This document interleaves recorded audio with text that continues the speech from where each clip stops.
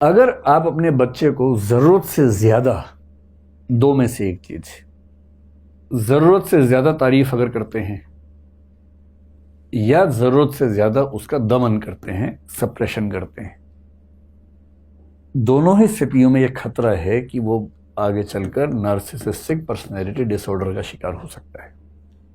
कैसे? कुछ पेरेंट्स बहुत तारीफ करते हैं, अरे बेटा तेरे अंदर जो बात है ना बेटा, अरे बेटा तू दुनिया से अलग है बेटा। अब वो बेटा गया किस दिन किसी को पीट के आ गया, क्योंकि बाप ने कहा था बहुत साहसी हो, साहस कहीं तो दिखाएगा ना बच्चा। अब जिस दिन बच्चा किसी को, दूसरे बच्चे को पीट के आ गया, देखने की बात है कि उस दिन माँ बाप ने क्या कहा। कुछ माँ बाप कहेंगे ये क्या बात हुई भाई, अजीब हालत है, चलो चल के सॉरी बोलो उसको। एक ये तेवर होता है जो कि ठीक भी है। एक ये होता है कि चलो कोई बात नहीं यार ठीक है, हो जाता है, इसका मतलब पीटा हो कभी कभी हम कुछ नहीं बोलेंगे।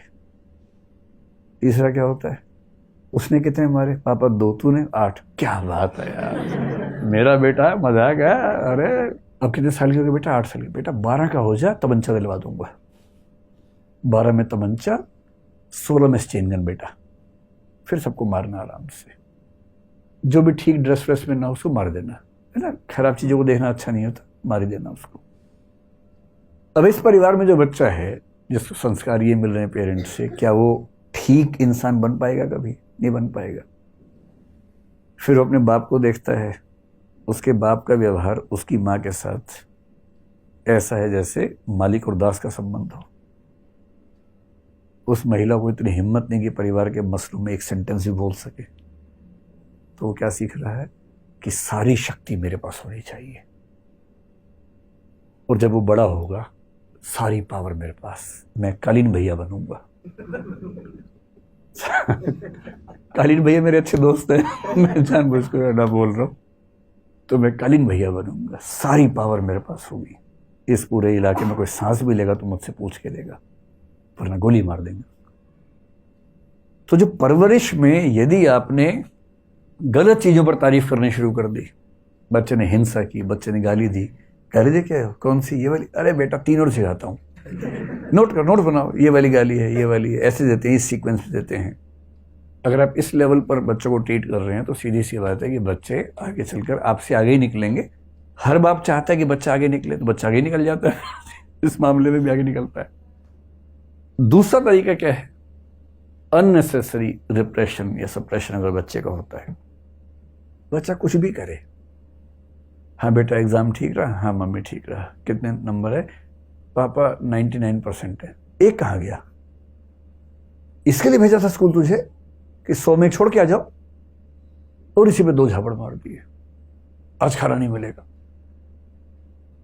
अगली बार पापा 99.5% है, अच्छा क्लास में रैंक कौन सा है, 2nd, कितने बच्चों में, 100 में, ये कौन है, ना बेटा ना, तू जिस खानदान का है ना उसमें 2nd रैंक आज तक किसी का नहीं आया।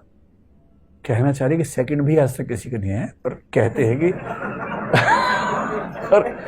पर भाव तेवर ये रहता है कि 2nd आज तक किसी का नहीं आया बेटा, 1st ही चाहिए बेटा, नाम डुबा दिया तूने हमारा।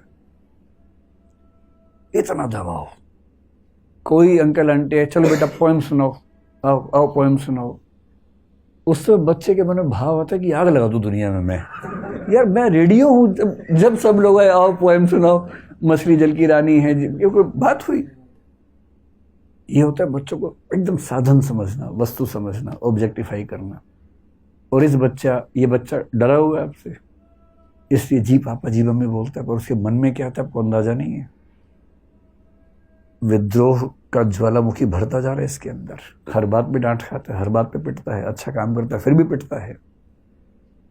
और इस बच्चे को लेकर रिस्क है कि या तो कभी ये खुद को खत्म कर देगा, नहीं झेल पाएगा, और अगर झेल गया और सफल हो गया जिंदगी में तो इस रास्ते पर चला जाएगा, भीखू मात्रे बन जाएगा फिर ये कि पूरा बंबई मेरा है।